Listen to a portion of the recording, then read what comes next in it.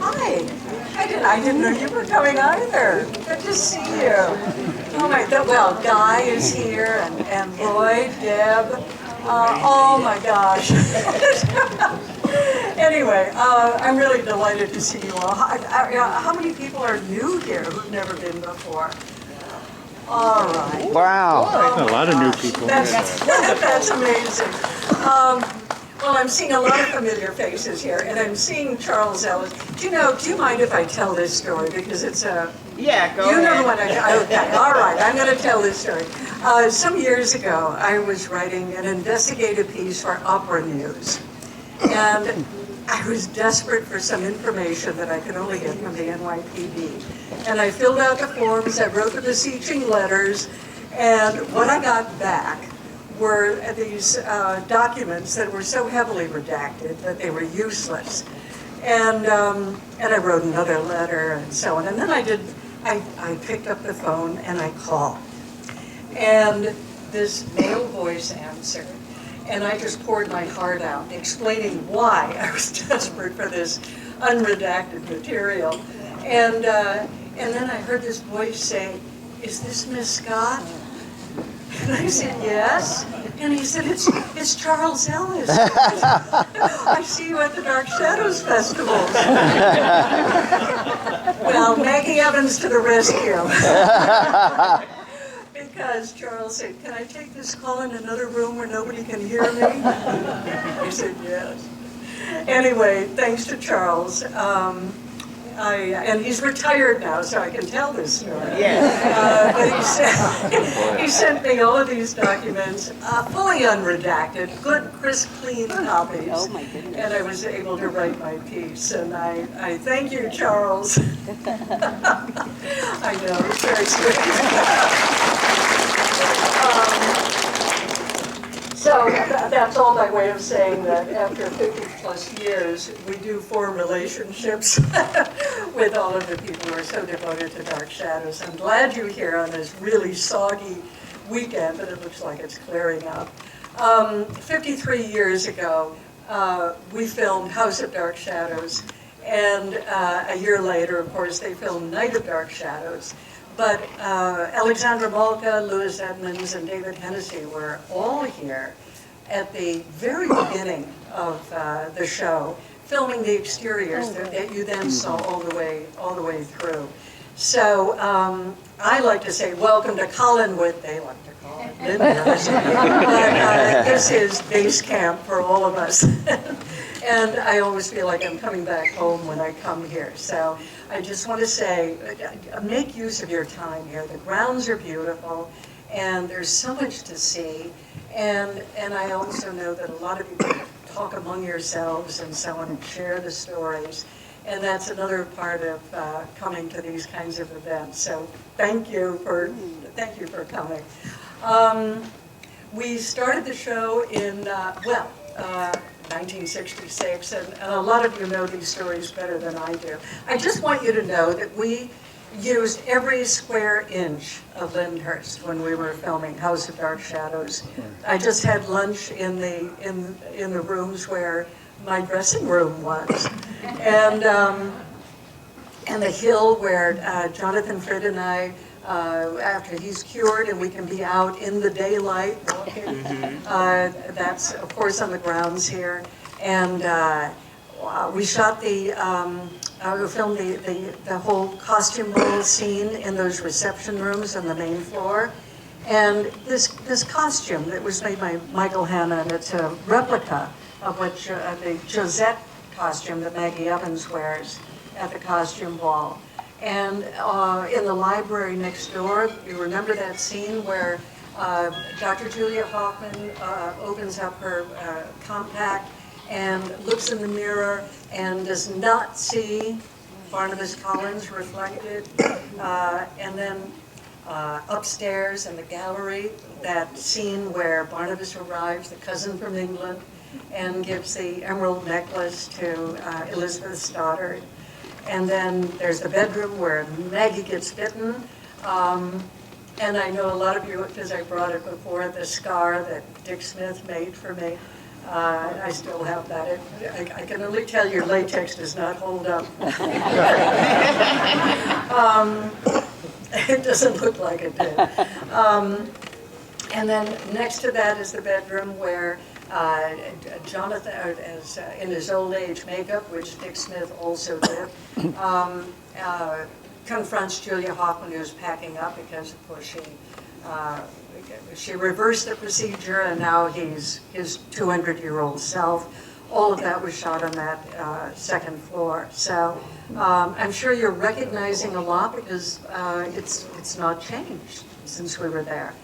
And I don't know if when you were taking the tour, they showed you where Mrs. Johnson dropped the tray. And they're just funny little things like that. And you know what? I'm going to show you. Where is it? Here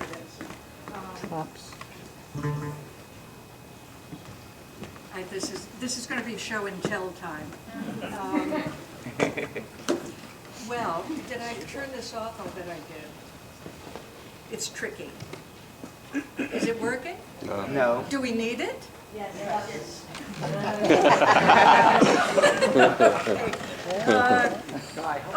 It's on again. All right. Okay. First of all, I do want to show you this because this is what Marie and I should be wearing today.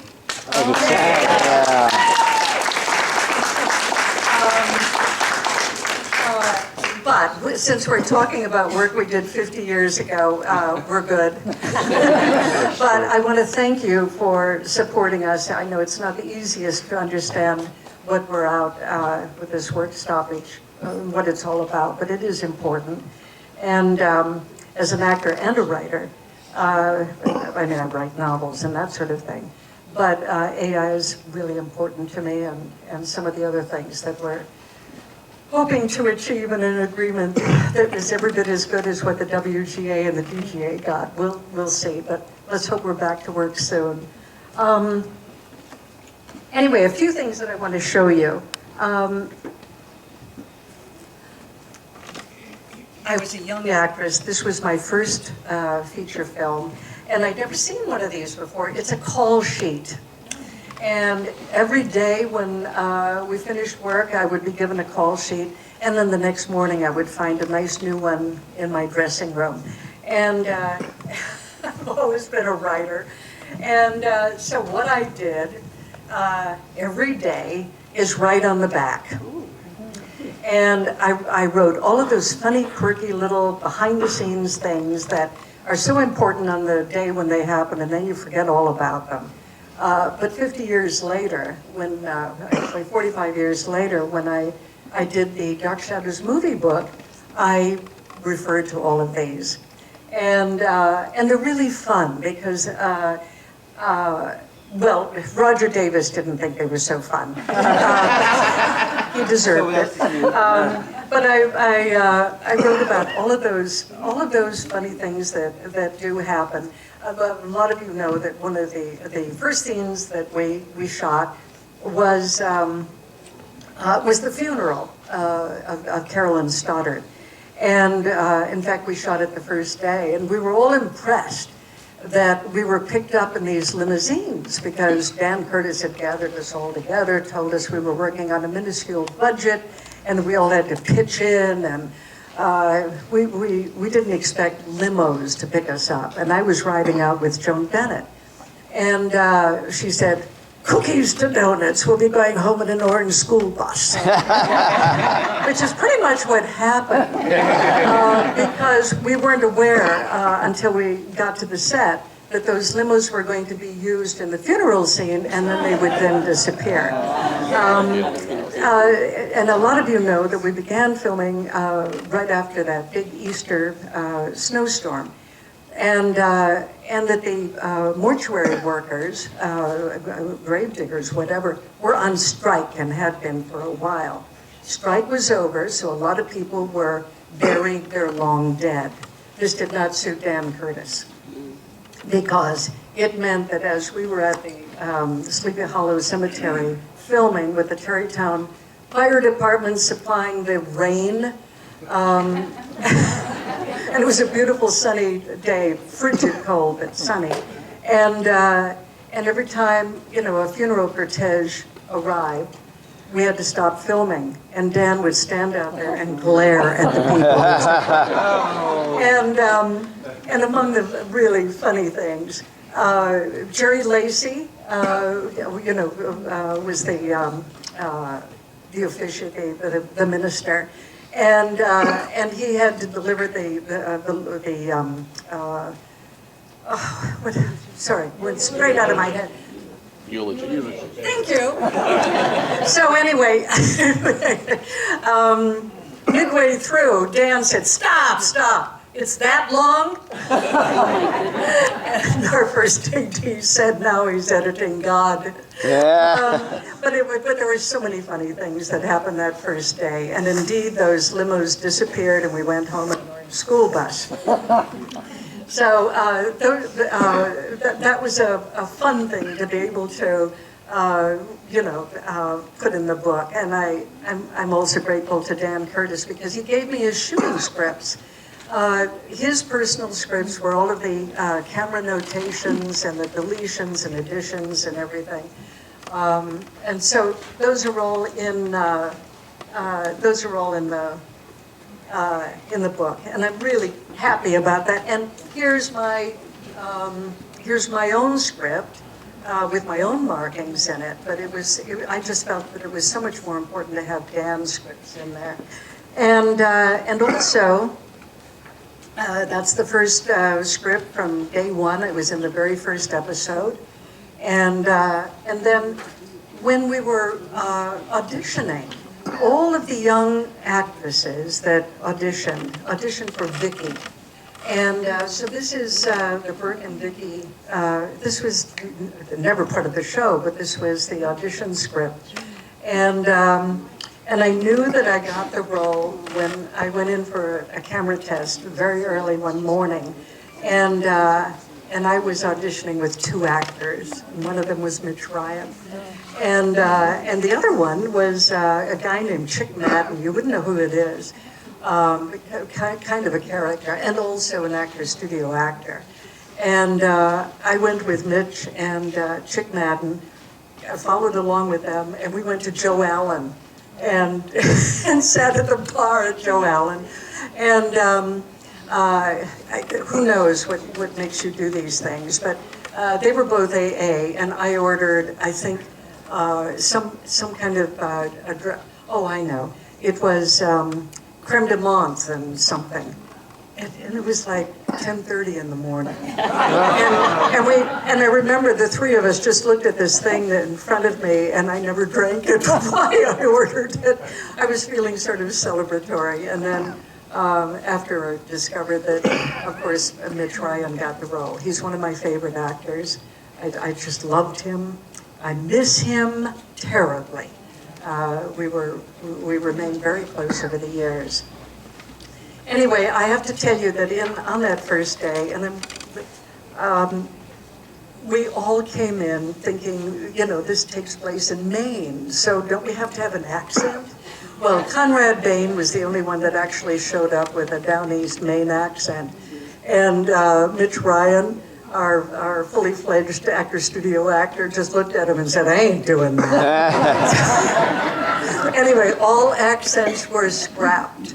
So anyway, I'm going to jump ahead a little bit because obviously one of the most important characters on our show was Barnabas Collins, and I was Maggie Evans. I think I became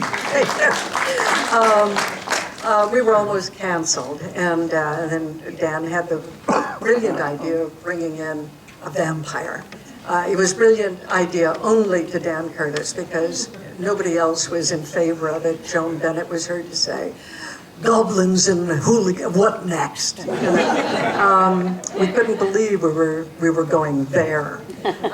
But Jonathan Fritz showed up on that first day, fully formed. It was an amazing thing. He showed up with the cape and the hair, the cane, but also the demeanor. He was absolutely fully formed and with that marvelous voice. And I've always said that one of my favorite scenes was that first scene with Maggie Evans,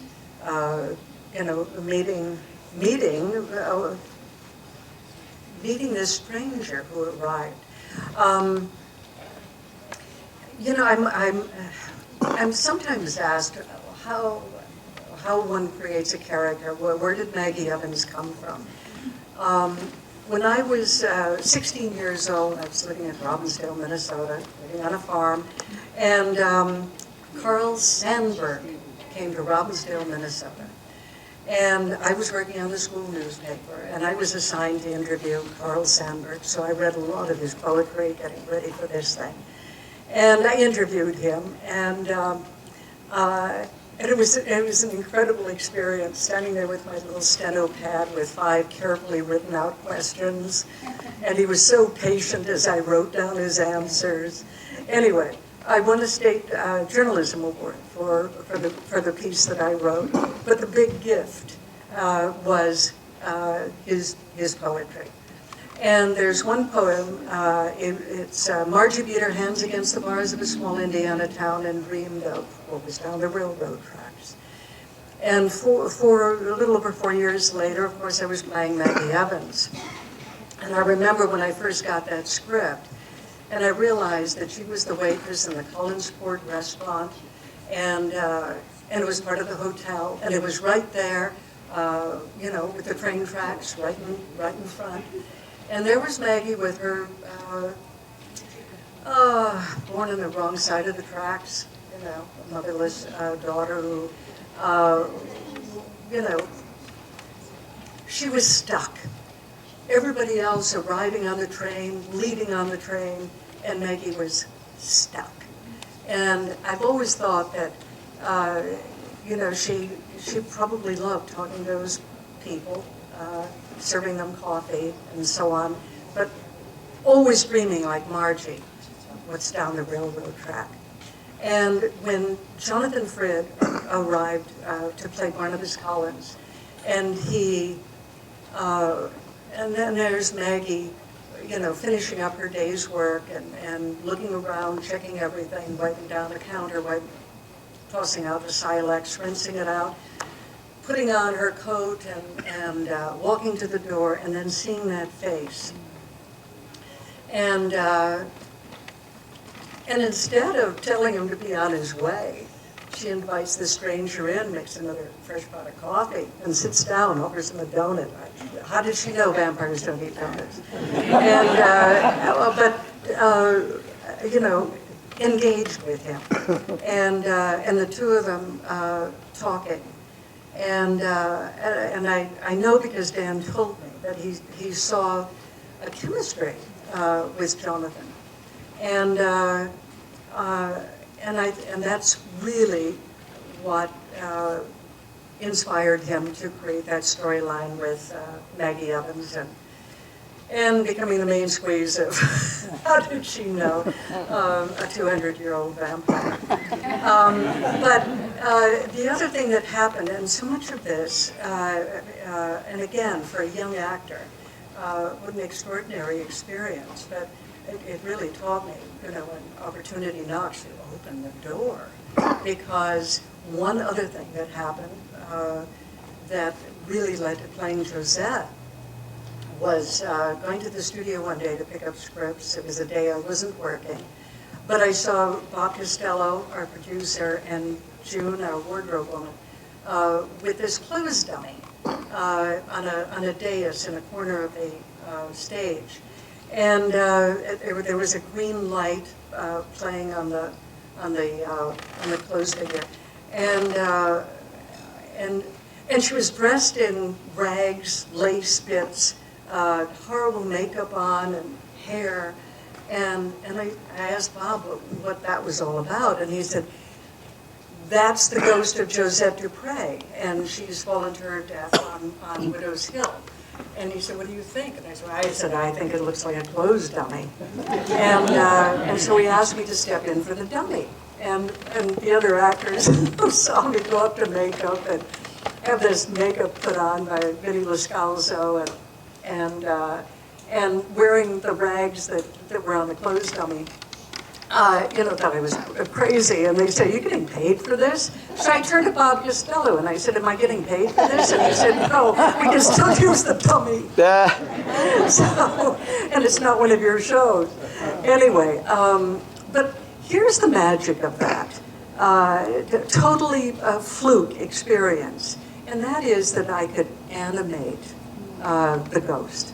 And lifting my arms up and Bob Costello talking me through it, and the fan blowing against my eyes and creating tears. And again, Dan Curtis saw that, and that's when he decided that I should play Josette.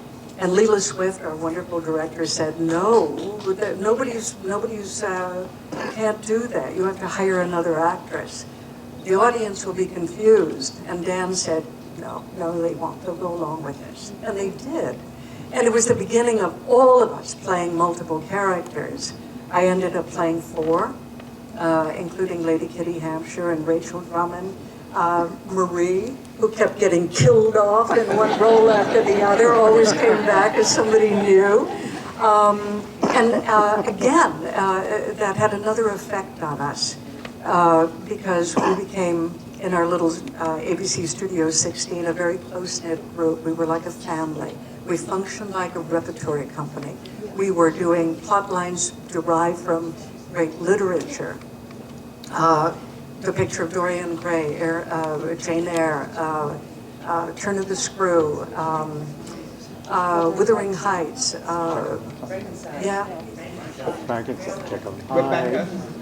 Now, who knows if the housewives and little kids sitting at home watching these knew what we were doing? They didn't, but they knew a good story.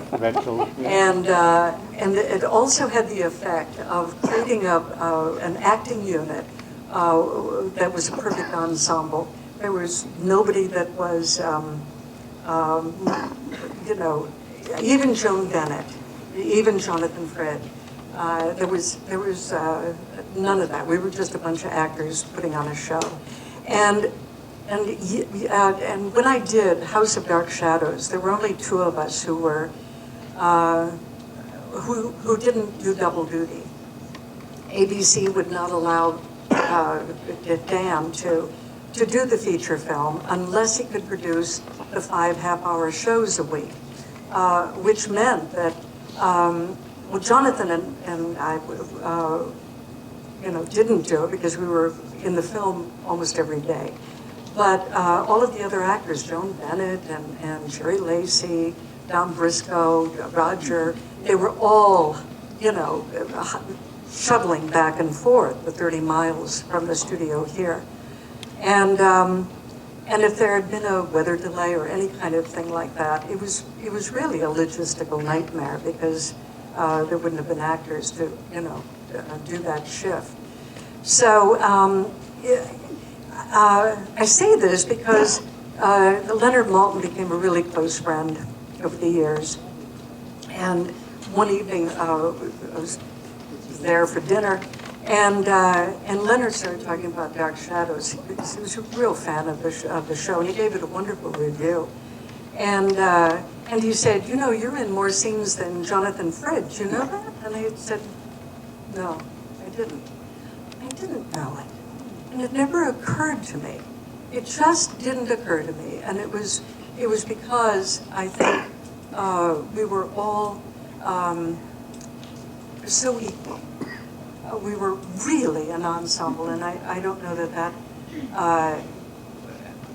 I know people talk about that all the time with various shows, but we did it, and we did it, I think, really, really well.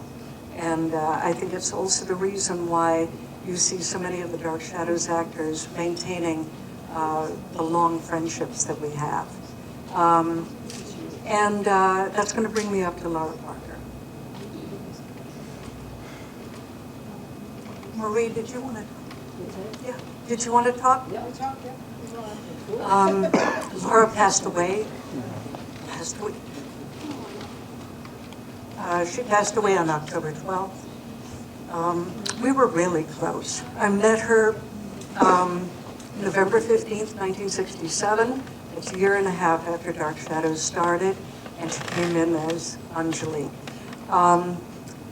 The only clue that I had that we were going to be in 1795 and I would be playing Josette in that storyline was when Sam Hall stopped by the makeup room, and I was in the makeup chair, and he said, "My dear, I would brush up on my French." I didn't speak French. And I remember when Laura came on the show, and I first met her at a table read, and she leaned over and she said, "I don't speak French, do you?" I said, "No."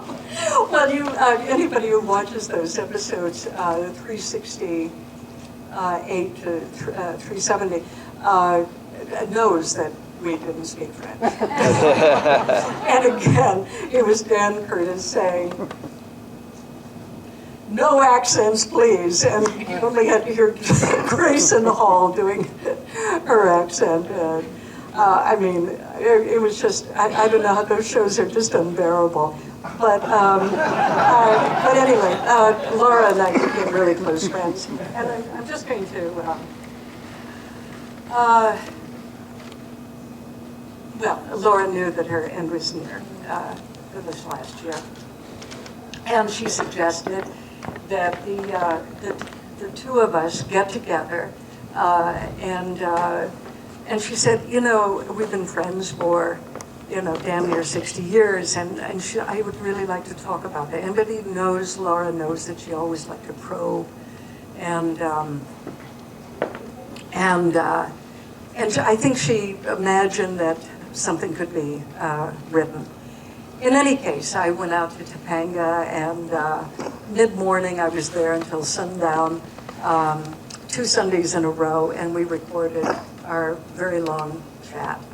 And I thank Laura for doing that, because we really talked about, well, we talked about so many things, but we really talked about our families, our backgrounds, our so much. And that was just a huge gift. And I last spoke to her just shortly before I left for Venice, and we went to La Traviata at La Fenice. Has anybody been to Venice? And they, no? Okay. It's just a beautiful, beautiful place. It's like a wedding cake inside. And I was sitting there, we were sitting in one of the boxes, and I was looking at the 4 tiers, boxes and the stalls and the orchestra pit, and it was just a wonderful production. And I remember turning to Patrick and saying, Laura, so much of my mind, she would love this. And it was as we were leaving La Traviata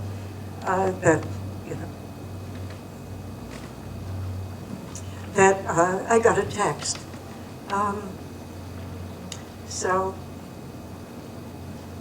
I know, it's so, I don't need this. I know you're talking about Laura, and it's so difficult. You were such good friends. And I had a different kind of a relationship with Laura. It was lovely, but it was more distant because I live in New York, she lives in LA. We didn't see each other very much. But my memories of her on the show are so wonderful. Not that we had very much even in the show to do together, but there were times. But we were there backstage and everything. And I had such a wonderful, lovely feeling about her, the warmth and the just that lovely spirit that she had. And while we're all very sad, I mean, I have never seen so many tributes to a person in my life, and they still keep coming in. Everyone just loved her, and rightly so. And we're all very sad about it, and I know I read a lot of Facebook entries that, talked about the sadness and everything, but I keep trying to think and dwelling on the happiness of it. Not of the death, of course, but of her life and how she affected all of you. Is that her? Thank you, Laura. And so what I'm talking about and what I'm wanting everyone to have is the joy of knowing someone like that. Some of you knew her intimately. Some of you simply knew her from what she did on the stage and the screen. And all of that brought you so much happiness and so much joy. And that's the kind of thing we have to dwell on, because she will be with us forever. Amen. The joy, I think, and the spirit, and that lovely charm that she had, and the beauty. And that's what we'll remember of Laura. So, thank you, Laura. I'm also going to say that Marie kept up a wonderful relationship with Jonathan and Fred. So, Marie, maybe you could talk about Yes, Jonathan. I got to know Jonathan, not so much in the show, but years later. First when we started these Dark Shadows Fests, and he started to do his one-man show. And then we talked, and he told me he was doing them around New York City, in schools, in libraries, and would I come? And I, of course, since I lived there, I was delighted to be able to come and see them, and he always had a little soiree afterwards, which if the Dark Shadows fans came, they were, of course, invited to, as I was. And we got to know each other so well through that. And then I was so lucky, years later, in the 90s, he kept going down to the Georgia College to do his one-man show. And then they asked him to direct a play. And they asked him to direct The Lion in Winter. And he said, I would be happy to do it, but Eleanor of Aquitaine can't be played by a student. It needs someone solid. And he said to David Moore, who was running the school at that time, I suggest Marie Wallace. And David happened to be a Dark Shadows fan, so he was delighted with that because he played my son. So we had this lovely relationship. And of course I did it, and come January, I went down to Milledgeville, Georgia, which happens to have been, which I never even knew, was the capital of Georgia during the Civil War. And so there was a mansion, a governor's mansion there, and it now became part of the school, Georgia College. So they put Jonathan and me up at the mansion. So we lived a glorious life for about 8 weeks. It was just great. And we did interviews and radio shows and television shows. So we got to really know each other because David's father lent us his beautiful new Lincoln car, which only had 50 miles on it. I mean, I don't think I would have done that to a close friend even, but he did. So we drove around town in style also. And we became really good friends at that point. And ever since then, that was it. When we came back to New York, we'd always see him along with Louis Edmonds, who was a wonderful guy. We haven't, I don't think, spoken of Louis, but he was just, you know, when I first met him, I thought he was British. You know, he had such, I mean, a lot of us had sort of fake English accents, but his was really thick, you know. And he'd always call me and say, Marie, darling, how are you? And once we all met at Jonathan Frid's home, along with Louis and David, and the producer at a theater called the Blowing Rock Theater, where I had played the year before. And I thought, you know, he was the producer-director, happened to be a Dark Shadows fan. Who isn't? But anyway, he came up to Jonathan's home, and we were talking about his theater, and it was called the Blowing Rock Theater. And so Louis turned to him and said, young man, what did you say the name of your theater is? And the producer said, Blowing Rock Theater. And he said, Blowing Rock. What an unfortunate day. So we had all these wonderful experiences, and I'm glad I thought of Louis, because I'm happy to talk about him and bring a little memory back to you all of Louis, because I think he was another wonderful. Yeah. Well, everybody was wonderful on that show, so we were very lucky. You know, Marie, how many characters did you play? Well, I played 3, but some people call it 4. Because I went back in time and became Danielle Roget. Yay! Right? Yay! Oh, and you were talking about quick changes? Yeah. So one time as Eve, I was being hypnotized. There's a picture over there with me, and there's a candle, and Humbert is behind me, the warlock, and he was hypnotizing me. I was going to go back in time. And so I was in Eve's regular outfit. And then I had to, once he hypnotized me, I then had to be in the jail, right? Right. With Peter Bradford. And of course, Danielle Roget had been convicted. She was a convicted murderess in the 17th century. And so I was really in jail. But anyway, I had to change. So the way they figured, I had about less than a minute, I think. And I'm being hypnotized here. And I had to run to that door at least in high heels and everything else, you know. And so there was someone ready there, threw a robe on me, long, beautiful velvet robe, and a hood. And underneath the hood, she had to pin a little lace top up here. So she's doing that, and I'm running and you know, tripping over the cables, and I finally get there, and there are sconces on the wall with burning candles, and I stand there, and I'm about to, the camera's supposed to come on me, and all of a sudden I hear, I said, oh God, that hairdresser is after me again. Probably a bobby pin is hanging, and you know, I think it doesn't matter right now. And so I kept ignoring her. Then I hear this stagehand running across, coming up to me and pulling this off me. It was on fire. Oh, So the poor dresser, you know, she was trying to save my life, and I'm thinking she's bummed. That's a good one. I have not heard that one. No, That's a good one. Yeah. All right. What about the other characters you played? Which one was your favorite? Everyone asks what's my favorite. Of course, I always say the one I'm playing is my favorite. That's been true all my life on the stage and everything. But I don't know. I have a soft feeling for Jenny. Yeah.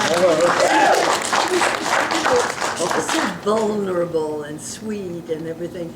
But I also love the craziness of her. You know, I love getting dressed for her, and they putting the big lashes on my top and the bottom, and this crazy look, you know, with the hair. Everybody used to think it was a wig. It was my hair. Stuff. The night before, I made little curls with, you know, pins, and the rest in the day, I just tease, and it would be there. But I got a cute story for you. I'm walking along 3rd Avenue one day while I was still playing Jenny, crazy Jenny, and I had my ordinary, very little makeup on, you know, maybe a little lipstick. I came probably coming from the gym or something. And a girl comes up to me and she says, dark shadows, you're in Dark Shadows. I said, yes. How did you know? I mean, because she said, well, because you look just like you do on television. I thought, Okay, so aside from Louis Edmonds and Jonathan, because you were close to both of them, who did you really love working with on the show? Chris Burnell.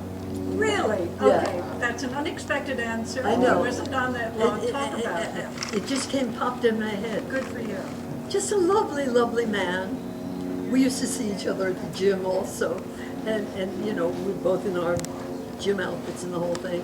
But I don't know why I just popped up with his name, except that I enjoyed him so much as a person, and He was a wonderful actor. Wonderful actor. You don't remember him. He So actually, yeah, and he did. He was. I think he was in the original company of Boys in the Band. And yeah, wasn't he? yeah, and he was then after Dark Shadows, he was on another Guiding Light. Guiding Alan Light. Spaulding. Because I know I went to his memorial service, and they had given it for him.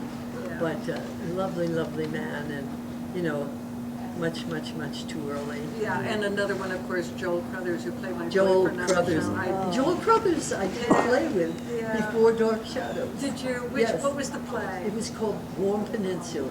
Oh, wow. And my friend Nancy Reardon, who we Yeah. met, she was his girlfriend, and I had a boyfriend who was someone else, and I don't even remember what anything happened in that play, but it was off Broadway, and so Joel was there, and then I met him again in Yeah. Dark Shadows, and I think he was in Somerset for a while. Yes, he He was. was. He Wasn't was. he? After you left. And he After I also, left. he took over for Robert Redford in Barefoot in the Park. And Joel and I were really close. We were like brother and sister for years.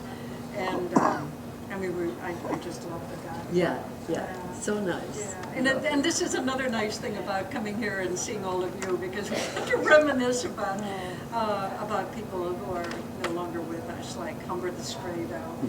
And just He was my favorite too. He was really a wonderful. favorite. Oh. Yeah, wonderful. Wonderful actor, nice person. You didn't have to act with him. It just happened. Yeah. You know, you didn't have to try hard. Yeah. Yeah. I have to ask a couple of people that I'm wondering are here. Is Chris Cooper here? Christopher?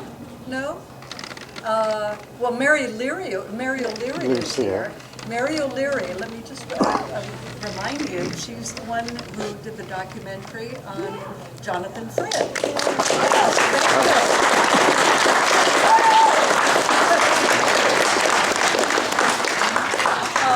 Josh Price, are you here? Yep. Yep, there you are. Oh my gosh, it's been a while since I've seen you. And who else is here? Let me see, because I knew that several people got in touch and told me that they were going to be here. I have a friend here from, who's that? Hi there. I have a friend here from California that I've got to tell you about. His name is John Logan. Does anybody know that name? Right. Well, I'm going to tell you who he is. He's the most wonderful playwright and screenwriter, and he's written. Now I'm seeing lots of nodding heads here. Does anybody know that he created, wrote, and produced Penny Dreadful? Oh, that's TV show. You gotta stand now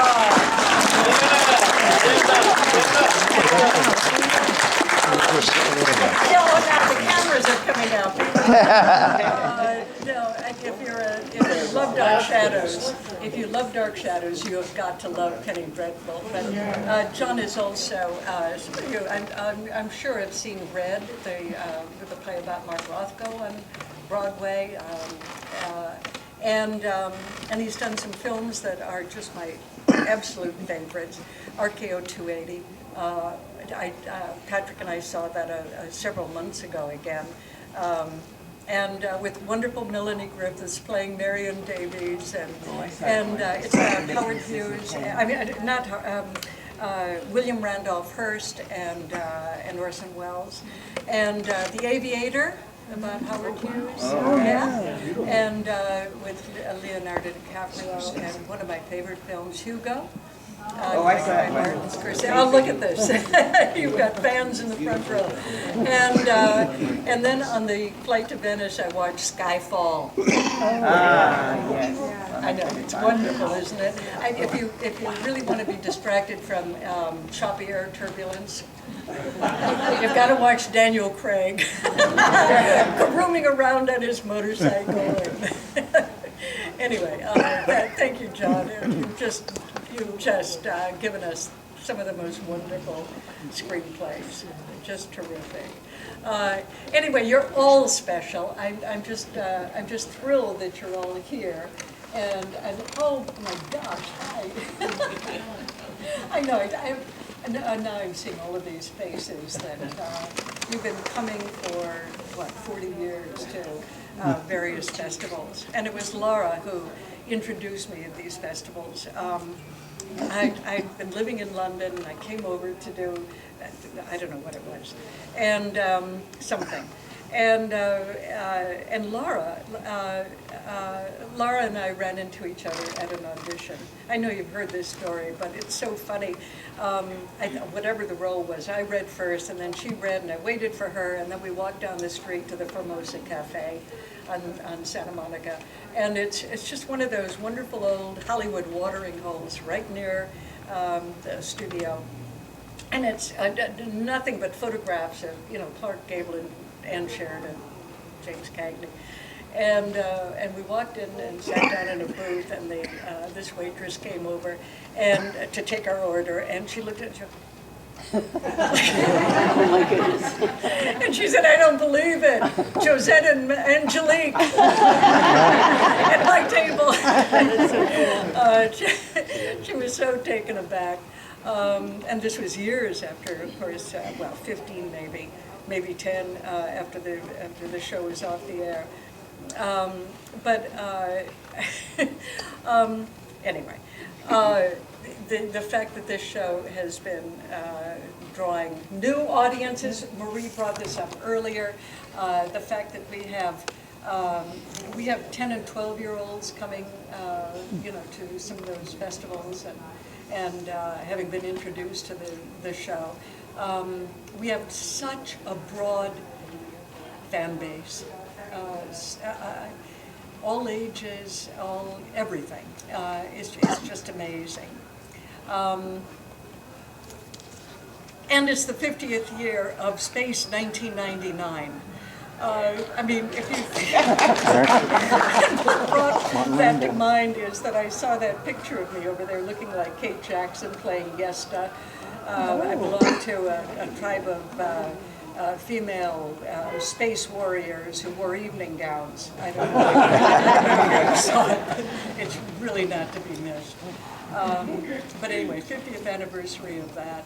And I see, pictures from Star Trek, and I can't believe that I ever, Who watches the watches? did Star Trek. These are the fun things when you come here and you're reminded of these funny stories and all of these goofy things that you've done over the years. So I'd like to ask for maybe some Q&A because you always think of things that we haven't thought of. So if you've got something to ask of Marie or me, and then we want to leave some time so that we can. Oh, really? I'm not using my big gal voice? Wow. Should I just repeat everything I've said for the last half hour? How much of it did you miss? I'm sorry. Probably the center heard you. Were you really having trouble over there? Oh, okay. I'm sorry. I should have picked up the microphone. I'm sorry. But anyway, we want to allow a little bit of time so we can do some photographs and so on. I know you like that, and it's always fun with the ball gown, and I really have to thank the staff at Lyndhurst. They're just amazing. Amy Bosch is over there who just runs this whole thing, and Emma, and David, and Glennis, and Kristen. They just do an amazing job, and it just and we appreciate it. But we want to allow a bit of time. They put up this wonderful background and everything.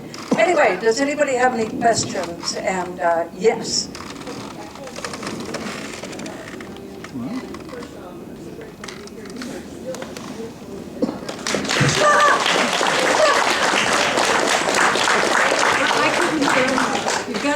louder. Can't- can't- She's telling me I'm beautiful.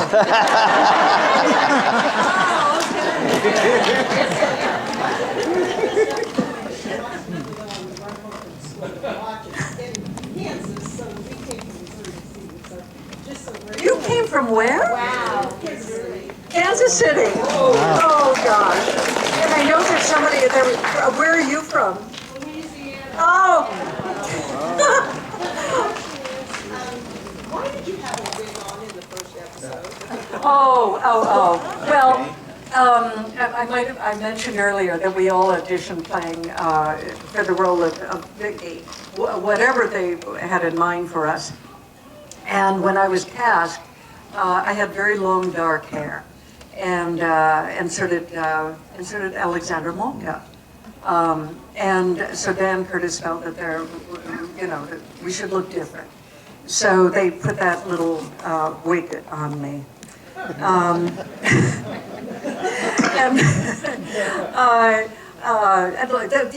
the wig was fine. The wig was fine because it was fine. But I came to work one day, and Dan happened to be at the studio, and I had my own long dark hair. And he said, "That's your hair?" And I said, "Yes." And he said, "Why are you wearing that wig?" So I did not wear the wig in the show that day. And Leela went mad. She just went crazy. She said, "You can't do that. At least do it on a Friday and a Monday." But, from Tuesday to Wednesday, I've suddenly grown long dark hair. So it's one of the many anomalies on Dark Shadows. I mean, does anybody wonder how Maggie was flipping pancakes suddenly is a governess to a 12-year-old, and why does a 12-year-old need a governess? And by the way, I invited David Hennessy to be here this weekend, and he's a chocolate entrepreneur in Panama. That's what he does these days. He's quite an amazing man, and I always like to think I taught him everything he knows, and he knows better. But he had to be in Paris for a chocolate convention of some sort. But maybe we'll get him here another time. I also invited Alexandra Molka to come, Isles, and maybe next year. Who knows if we do this again? But I'm just so delighted that Marie is here with me. Really, really pleased.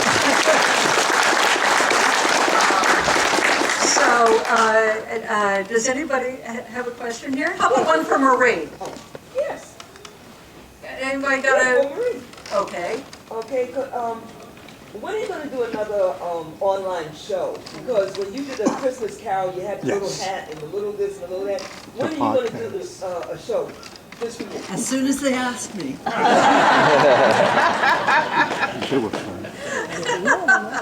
That's wonderful. That was fun. The whole cast, everything.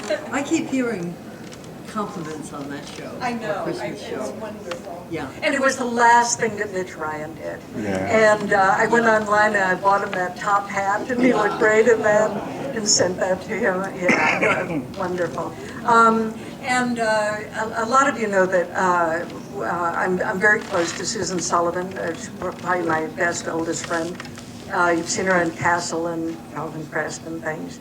But Susan and I worked as Playboy bunnies. That's how we met. We met on a cold Friday, a Sunday afternoon, I guess, in 1964, believe it or not.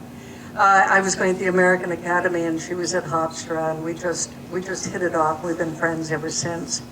And Susan has been writing and of course, she ccame up to the Brittany de Soie to meet me once after we did Dark Shadows, and I introduced her to Dan Curtis, and she ended up playing a ghost on the show. Did you know that? Did Susan play a ghost? Okay. Anyway, she's been writing these little things that we've been doing.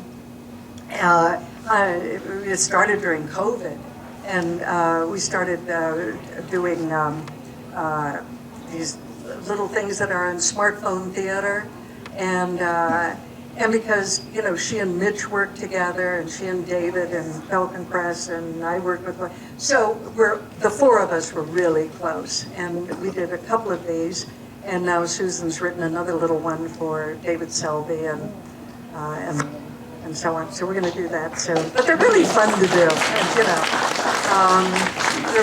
They're really just fun. And actually, it's the rehearsals that are fun. We're all in different time zones. I get to have a glass of wine with it.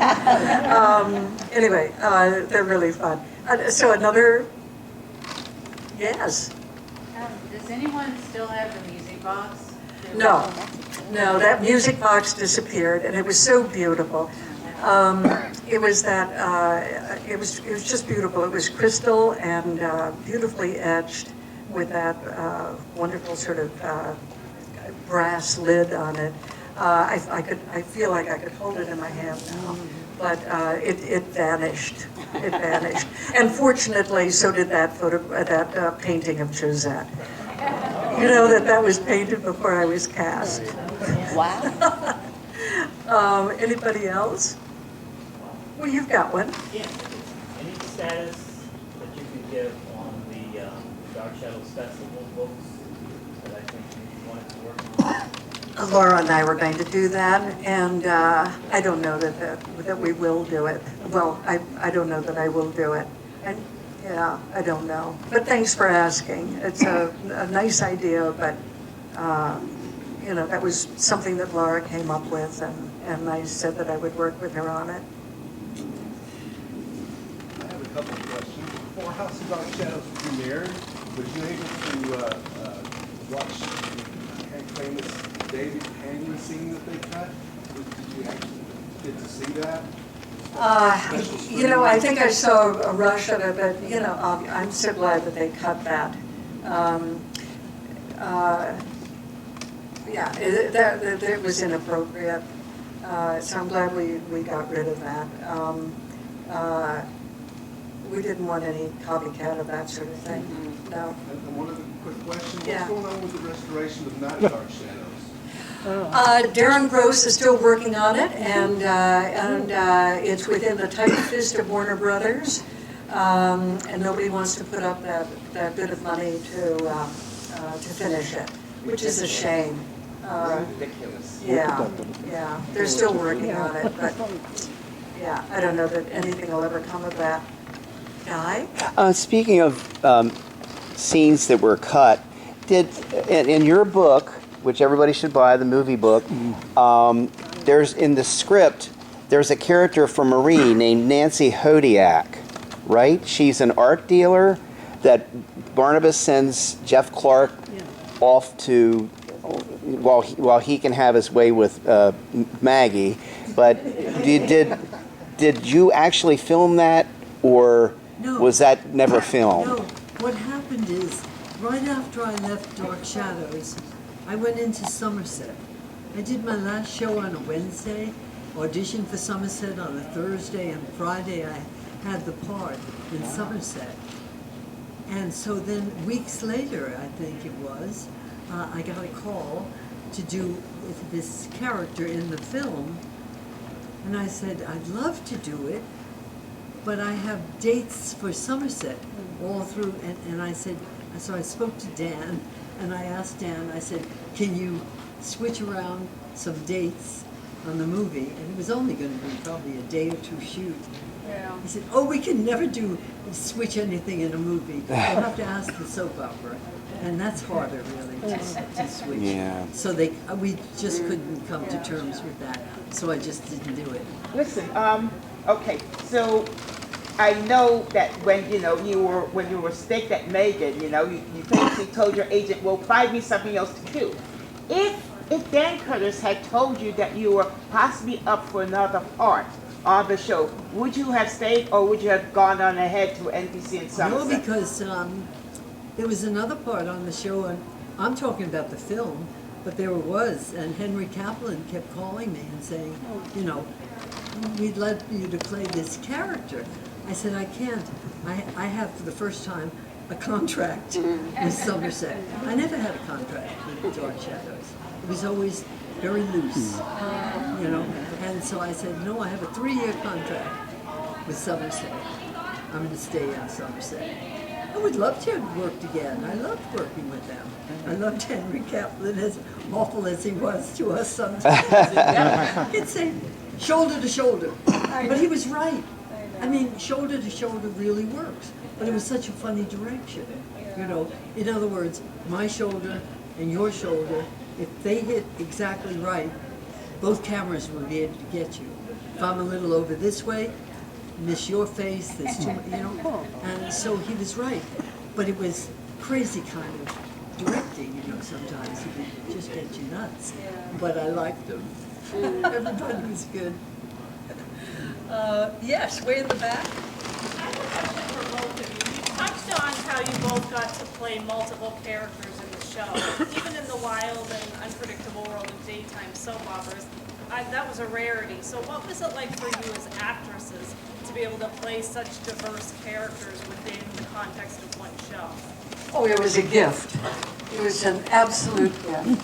And to play in different time periods like that, you know, we were fresh out of drama school, a lot of us. So to have that opportunity to do costume drama and so on was really wonderful. And you know, it happens when especially when you're doing something like this. So, you know, you get to know the writers. We always used to go up to the Brittany du Soir, which was this little French restaurant at the top of the street. And Dan was up there, and the writers and the actors. And it was really, you know, we all really got to sort of know each other. And the writers start writing to your strengths. And you're chatting with them, and something occurs to them, and you know, it's just a wonderful experience. It was a wonderful opportunity. Do you have anything, Marie? Oh, yeah, I love doing that, and it reminded me of doing a repertory company in a summer stock or winter stock or whatever, and where you get such a chance to play so many different characters, because all of us are typecast at first. You know, oh, she's that, she's this, she's that. And it's so wonderful to be able to play such an extreme character. And then something here and something over there. And so I think it was very valuable because you stretched. You know, you didn't do the same kind of character. But also, people used to say to me, how could you get killed in one episode as Eve and come back 2 months later as a totally different person, and you know you're not wearing a mask or anything, you're the same person, but you... And I said, they said, how could that be acceptable? I said, listen, if I could be created on an operating table out of old bones, then we can do anything.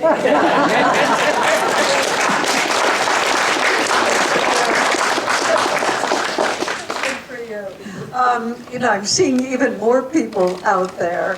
I have a feeling that they probably thought this was a later session. We'll end up doing 3 today. Would you bet? Anyway, is there anything else? Yeah. I just wanted to know one of your funniest, both of you, funniest moments. Funniest moments working. Probably a hard one. Funniest moments working. I don't know. To me, the funniest moment is, it wasn't really a moment, it was created on the DVDs of The Fly. That was brilliant. It looked like one fly in the studio on one day. And I loved the reactions of each person. It was so different. Somebody ignoring it completely, but his eyes were going like that. I think that's the funniest moment. You know, I would say that we're known for our bloopers, but our bloopers were because, again, we had 7 hours to do a complete show, and that included getting into makeup, wardrobe, and everything. And that's very little time from blocking the show in the morning and going all the way through. And And so a lot of crazy things happened. I mean, doorknobs would come off in your hand, and she's talking about that fly. That was so funny. And we could never, it was very primitive, really. We were doing a live show, and we couldn't go back and redo because we bumped up against the 4 o'clock news. This is serious. We could not go over at all. And so we had to live with it. And there were times when we were just in tears. You'd stumbled or done something dumb. And then Curtis would say, oh, forget about it. It's just a bunch of kids and housewives watching. Nobody will understand famous last words. And of course, now there are these bloopers. I think one of the funny things that happened, David Ford, who played Pops, the second Pops. And David, I think at the time he was doing 1776 on Broadway. And he was a character. He was really a character. And there was a time when we were playing a scene standing just opposite each other, and some of the flashing from one of the lights up above broke off and fell down between us. I mean, it could have been very serious, but it just fell down between us. And David Ford just looked up and said, Meg, you should call the roofer. It was like doing summer stock. You just carried on. And when you finished, I want. Oh, good. You got another one. I just a story that is funny but scary to me. When I first went on the show as Eve, it was probably in the second week, and I didn't know this. You don't stop for anything, and I'm in a scene. And the set is falling down on me. It's going to come on me. And I stopped, of course. I stopped my speech, everything else. And Dan said, "Why did you stop?" I said, "The set was falling on me." He said, "It doesn't matter." He said, "You don't stop unless I say cut." And I learned. And this is live television. I can't tell you what it was like. I mean, I remember once Grayson and Joan were playing a scene, and they had forgotten. I can't remember. It could have been a gun, a letter. It was some prop, and I was literally sent in. I wasn't even in the scene, but I was given a muff, and whatever it was, I think it was a letter, stuffed into the muff, and I just came into the scene and, handed off the letter. That's the kind of stuff that happens, in summer stock. I mean, it was just crazy. And I've told this story, and about Louis Edmonds. We were never allowed to leave the set until they could check to make sure that everything was okay. I don't know what they were going to do about it, but it wasn't. But in any case, Louis left, forgetting that he had one more scene. And I had watched him walk up the steps up to his dressing room. And then all of a sudden I saw June rushing like this, and he had another scene. And I remember standing at the top of his steps and looking down, and Louis was standing there in his shorts. And he'd already taken his pants off, and he had taken his jacket off, and there was June. And as soon as he saw her, he knew what had happened, and he started running. And June grabbed his jacket, his pants, and ran down to the set, and there he was in front of the mantel with a brandy glass. No pants on. They got the jacket on him, and giving his disdainful look in his shorts. Yeah, there's a lot of funny stuff. Yeah. Oh, Frank. Hi. I really miss terribly John Carlin, Chris Pennock. They were everywhere since 25 years. You both did so many scenes with them. Can you talk about those two guys? Oh, well, Johnny Carlin was simply the best. He was just one of the best actors.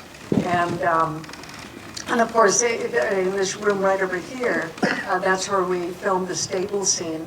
Where I'm looking for David Hennessy, little David, and he, Sally Carlin appears out of nowhere, and we have that intense little scene, and then Louis Edmonds comes in. Yeah, we filmed that right there in the first, that first stall there, in the stable. He was just a marvelous actor, and I don't know. There's so many stories to tell about, all of these people. But Johnny was a favorite of Dan Curtis. I think he was in everything that Dan ever did. I'd worked with Dan 3 more times. The first thing I did in England was with Dan.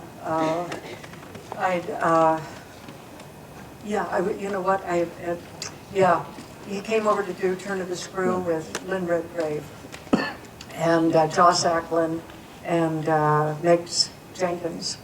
And Jimmy Lawrenson and I played Miss Jessel. And anyway, and then I did the first thing I ever did in Hollywood. I did with Dan.